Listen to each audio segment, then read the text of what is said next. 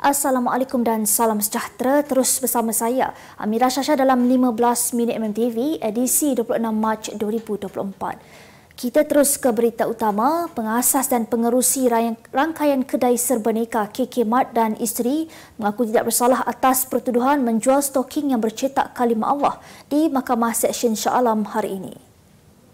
Datuk Seri Chai Kee Kan dan Datin Seri Loh Siu Mui membuat pengakuan demikian di depan Hakim Muhammad Anas Mahathir selepas pertuduhan dibacakan ke atasnya dalam bahasa Inggeris. Berdasarkan kertas pertuduhan, mereka dituduh menyebabkan gangguan kepada kepercayaan agama orang lain dengan menjual stoking yang tertera kalimah Allah. Turut dituduh 3 individu dari syarikat pengedar Xinjiang Chang Sinan Berhad atas pertuduhan yang sama. Dalam pada itu, KK Mart turut membuat tuntutan keseluruhan sekurang-kurangnya RM38 juta kepada syarikat pembekal stoking tersebut yang melibatkan aspek kerosakan jenama dan pembatalan cadangan penyenaraiannya di Bursa Malaysia. Dalam perkembangan lain, sebuah KK Mart di Jalan Brusih Bidor dibaling objek dipercayai bom petrol oleh 2 individu yang menaiki kereta dalam kejadian yang berlaku pada pagi tadi. Pengisytiharan harta bagi anggota pentadbiran dan ahli parlimen yang dicadangkan dalam mesyuarat jawatankuasa khas Kabinet Tata Kelola Nasional JKKTN akan dikuatkuasakan menggunakan format baharu dalam masa terdekat. Menteri di Jabatan Perdana Menteri Undang-Undang dan Reformasi Institusi, Datuk Seri Azalina Othman Said berkata, JKKTN sebelum ini telah bersetuju untuk cadangan penambahbaikan format pengisytiharan harta. Bagaimanapun, menurutnya, format sedia ada hendaklah ditambah baik agar maklumat yang diberikan tepat dan telus sebelum pengisytiharan harta dilaksanakan semula. Sebelum ini, pada mesyuarat jawatankuasa khas Kabinet mengenai anti rasuah siri ke-17 yang diadakan pada 6 Julai 2023 telah bersetuju agar semua anggota pentadbiran mengisytiharkan harta mereka. Menteri Besar Kedah Datuk Seri Mamat Sanusi Mat Noor digesa segera membayar gaji 24 kaki tangan Kedah Agro Holdings Berhad KAHB yang tertunggak sejak September tahun lalu. Ketua Penerangan UMNO Kedah Datuk Syaiful Hazizi Zainal Abidin berkata pihaknya kesal apabila Sanusi menggelarkan kaki tangan KAHB sebagai lintah kerana didakwa mengambil dana Perbadanan Menteri Besar MBI. Jelasnya Sanusi tidak boleh lari daripada tanggungjawab dalam kes berkenaan kerana beliau adalah pengerusi MBI dan KAHB adalah anak syarikat perbadanan itu. Katanya lagi, kerajaan negeri sepatutnya mengambil tindakan menuntut KAHB ketika Sanusi mula menjadi Menteri Besar sekiranya mendapati syarikat itu mengalami kerugian berterusan. Sebelum ini, utusan Malaysia melaporkan Sanusi pernah mengibaratkan KAHB seperti lintah apabila tidak berupaya menjana pendapatan sendiri.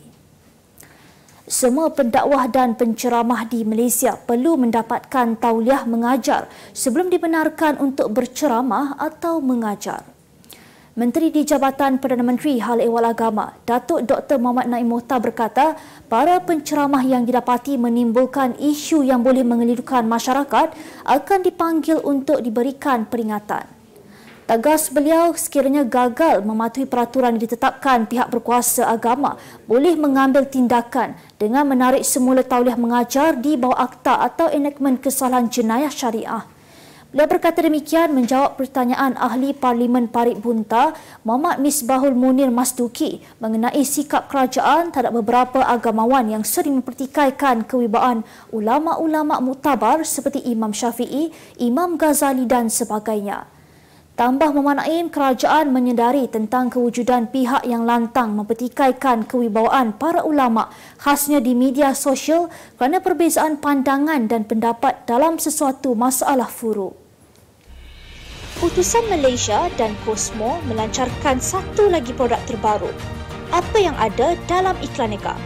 Ia adalah platform yang tepat dan efektif untuk mengiklan antaranya pelbagai jenis notis, cautan kosong, hartanah, tender, kenderaan, mencari wali atau waris dan pelbagai lagi. Apa yang anda cari? Semuanya ada di sini. 2 dalam 1. Layari iklaneka.utusan.com.my. Kita kembali lagi. Kemalangan melibatkan 12 buah kenderaan di Lebuh Raya Pasir Gudang, Johor petang semalam dipercayai berpunca daripada tindakan pemandu sebuah Mercedes-Benz yang menukar lorong. Ketua Polis Daerah Johor Bahru Selatan, Asisten Komisioner Raup Selamat berkata, kenderaan mewah yang dipandu seorang lelaki itu secara tiba-tiba menukar lorong dari tengah. Akibat tindakannya, pemandu trailer tersebut terbabas memasuki lorong bertentangan sebelum merompoh 10 buah kenderaan yang berhenti di laluan tersebut. Sementara itu, seramai 3 pemandu kenderaan termasuk 2 wanita dan seorang lelaki mengalami kecederaan ringan termasuk pada bahagian muka dan dibawa ke Hospital Sultan Ismail untuk menerima rawatan lanjut. Konflik rumah tangga bekas pemain bola sepak kebangsaan Safi Sali dan bekas isterinya terlerai apabila mereka sah bercerai talak 2 di Mahkamah Rendah Syariah Kuala Selangor hari ini. Hakim Syar'i Muhammad Fakhrul Razi Muhammad memutuskan demikian dalam prosiding pengesahan lafaz cerai selepas meneliti keterangan kedua-dua belah pihak.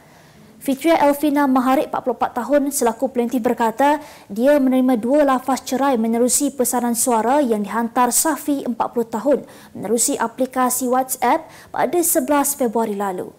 Sementara itu, Safi memaklumkan dirinya dengan niat jelas dan terang hati melafazkan cerai berkenaan dan turut mengakui kebenaran tentang kabar angin perkahwinan terbarunya dan menganggap ia sebagai sesuatu yang baik.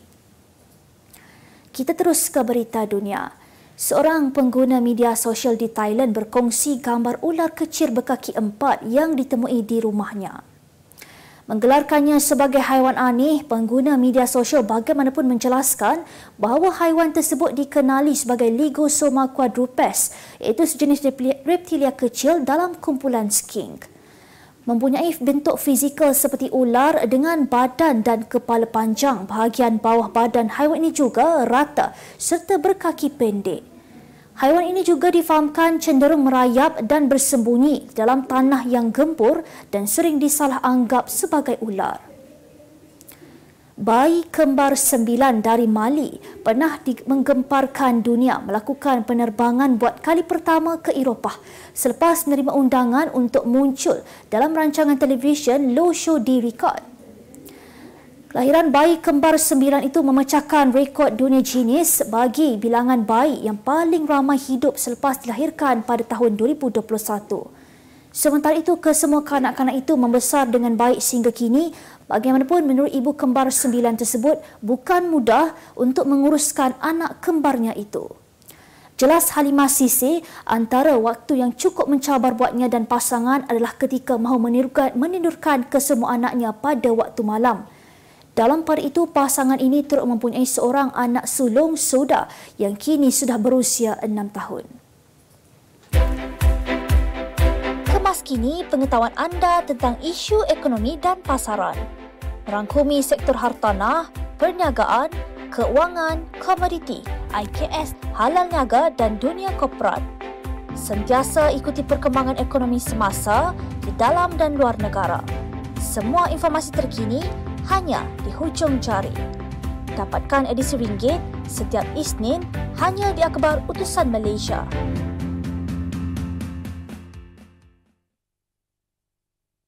Kita kembali lagi beralih ke berita ekonomi. Kadar baharu cukai jualan dan perkhidmatan SST yang berkuat kuasa pada 1 Mac lalu diakui memberi kesan kepada kadar inflasi negara tetapi tidak ketara. Perdana Menteri Datuk Seri Anwar Ibrahim berkata, berdasarkan kajian Jabatan Statistik DOSM, kesan itu tidak ketara kerana peningkatannya dianggarkan 0.2% sahaja. Tambahnya, kadar cukai itu tidak melibatkan semua aspek melainkan aktiviti berkaitan perkhidmatan, kemahuan dan aktiviti antara perniagaan yang kurang membabitkan rakyat secara langsung. Terdahulu, Ahli Parlimen Paya Besar Datuk Muhammad Shah Abdul Wah meminta Perdana Menteri menjelaskan mengenai kesan kenaikan cukai SST dari 6% kepada 8%. Muhammad Shah juga meminta Anwar menyatakan jangkaan jumlah tambahan kutipan hasil negara daripada pelaksanaan semua langkah cukai baharu bagi tahun 2024. Sabah memperuntukkan RM10 juta untuk subsidi tiket penerbangan kepada 18,000 pelajar negeri itu yang belajar di institusi pengajian tinggi IPT awam dan swasta di Semenanjung, Sarawak dan Labuan. Ketua Menteri Sabah Datuk Seri Haji Nur berkata, bantuan khas cara sekali bayar berjumlah RM600 kepada setiap pelajar tersebut adalah peruntukan khas Ketua Menteri. Dalam pada itu, menurut beliau, pada tahun ini kumpulan Yayasan Sabah memperuntukkan RM67.4 juta bantuan keuangan kepada pelajar negeri itu yang ingin melanjutkan pengajian di dalam dan luar negara. Tambahnya lagi, tambahan peruntukan itu jelas menunjukkan usaha kerajaan negeri untuk meningkatkan taraf kualiti kehidupan dan pendidikan rakyat negeri Sabah. Kita ke berita sukan. Malaysia sudah bersedia untuk menjinakkan Oman bagi misi membalas dendam pada perlawanan timbal balik kumpulan D kelayakan Piala Dunia 2026 Piala Asia 2027 di Stadium Nasional Bukit Jalil malam ini. Pengendali skuad kebangsaan Kim Pangun berkata, anak buahnya sentiasa positif dan memastikan pasukan di landasan yang tepat bagi mengintai peluang kepusingan seterusnya. Menurut Kim lagi, motivasi pemain berada dalam keadaan baik dan pasukan juga telah belajar beberapa kesilapan ketika perlawanan pertama di Muscat Jumaat lalu.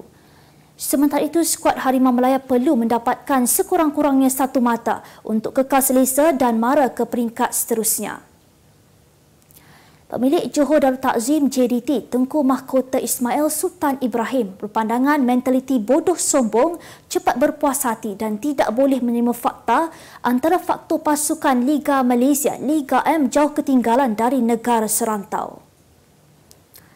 Mengulas mengenai pembangunan bola sepak di negara ini, pemangku Sultan Johor itu berkata penggunaan padang jenis Cowgrass oleh kebanyakan pasukan di Liga M juga menjadi punca padang bertakung setiap kali hujan lebat dan memberi kesan kepada kualiti dan standard liga. Selain itu, baginda turut menegaskan penyediaan fasiliti dan infrastruktur yang sedia ada untuk digunakan oleh pasukan Liga M juga tidak memuaskan, sekaligus memberi mesej jelas agar pihak berwajib mengambil maklum balas perkara ini dan bersedia untuk berubah bersama-sama ke arah yang lebih baik. Sebagai penutup 15 minit MMTV hari ini, saksikan laporan cuaca esok Rabu 27 Mac 2024. Jangan lupa dapatkan akhbar utusan Malaysia dan Kosmo untuk berita-berita terkini dan menyeluruh. Sekian sahaja daripada saya, Amirah Syasha. Assalamualaikum dan selamat berbuka puasa.